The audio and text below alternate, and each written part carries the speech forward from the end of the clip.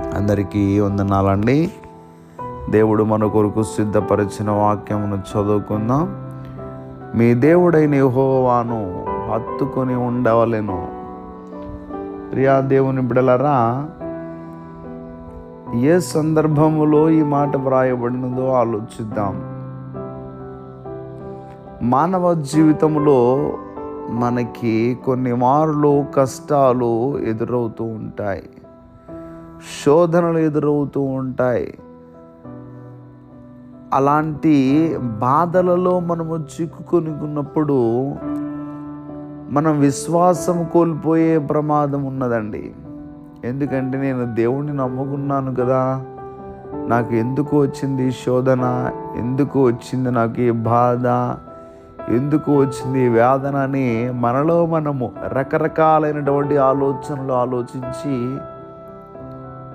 విశ్వాసములో పడిపోతూ ఉంటాం. కొన్నిసార్లు మన జీవితాలు ఇలా జరుగుతూ ఉంటాయి. ఇంత దేవుడిని నమ్ముకున్న తర్వాత దేవుడు నాకు ఏం చేస్తున్నాడు అని, నాకు ఒక కష్టం తర్వాత ఒక కష్టం, ఒక బాధ తర్వాత ఒక బాధ, అన్ని కష్టాలు బాధలే తప్ప నా జీవితంలో ఇంకా ప్రశాంతత లేదని కొన్నిసార్లు మనం అలా ఆలోచించే సందర్భాలు మన జీవితంలోకి రావచ్చు.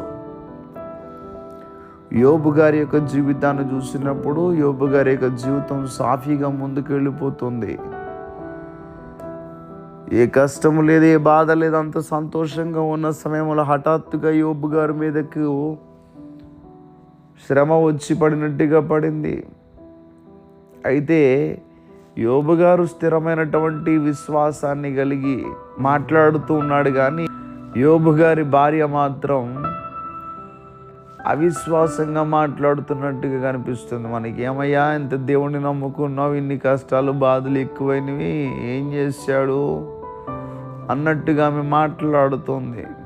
కానీ యోబు గారు మాత్రం దేవుణ్ణి హత్తుకునే ఉన్నాడు. ఈ ఉదయకాల సమయంలో కొన్ని సందర్భాలలో మనం అనుకున్న పనులు ముందుకు వెళ్ళవు. అలాంటి టైంలో ఒక రకమైన అపనమ్మకం వస్తుంది. ఏంటి, ఇంత ప్రార్థన చేస్తున్నాను, ఇంతగా దేవుడిని నమ్ముకున్నాను, దేవుడు నాకు ఏం చేయట్లేదేంటి? అలాంటి సందర్భాలలో మనలోనికి అపనమ్మకం వస్తూ ఉంటుంది. కొన్ని మార్లు అయితే ఇంకా ప్రమాదకరమైన విషయం ఏంటంటే దేవుణ్ణి విడిచిపెట్టాలన్నటువంటి తలంపు కూడా వస్తుంది. ఎప్పటికీ అలాంటి తలంపు మనలోనికి రాకుండా చూసుకోవాలి. అందుకనే దేవుని యొక్క వాక్యం మనతో మాట్లాడుతోంది.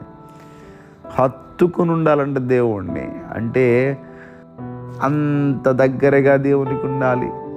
అంటే ఒక మాటలో చెప్పాలంటే దేవుణ్ణి విడిచిపెట్టలేనంత మన జీవితాల్లో ఆయన హత్తుకుని ఉండాలి. కనుక ప్రియ దేవుని బిడ్డలారా, నీ సమస్యలను చూడుకు, నీ బాధలను చూడుకు, దేవుని అందు విశ్వాసం ఉంచి ఆయన హత్తుకో.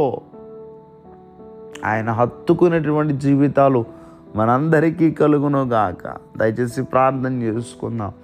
సర్వాధికారైన దేవా, మీకు వందనములు. ఈరోజు నీ బిడ్డల వారి పనులు ప్రారంభిస్తూ ఉంటుండగా నీ బిడ్డల పనులకు తోడుగా ఉండి వారి అవసరాలన్నిటినీ కూడా తీర్చి నీ బిడ్డల చేయి పట్టుకుని మీరు నడిపించామని యేసుక్రీస్తు వారి యొక్క నామం పేరట అడిగి వేడుకుంటున్నాం తండ్రి. Amen, amen, amen.